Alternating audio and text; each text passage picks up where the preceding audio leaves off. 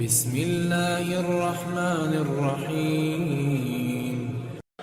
السلام علیکم ورحمۃ اللہ وبرکاتہ۔ آپ صلی اللہ علیہ وسلم نے فرمایا، جب تم میں سے کوئی اپنی بیوی سے جماع کرے تو کہے اللہ کے نام کے ساتھ شروع کرتا ہوں، اے اللہ ہمیں شیطان سے بچا اور شیطان کو اس چیز سے دور رکھ جو تو اس جماع کے نتیجے میں ہمیں عطا فرمائے۔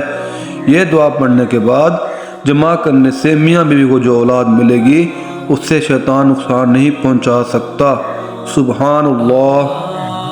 اور مزید یہ کہ رسول کریم صلی اللہ علیہ وسلم جب قضائے حاجت کے لیے بیت الخلاء میں داخل ہوتے تو یہ دعا پڑھتے، اے اللہ میں ناپاک جنوں اور ناپاک جنیوں سے تیری پناہ مانگتا ہوں۔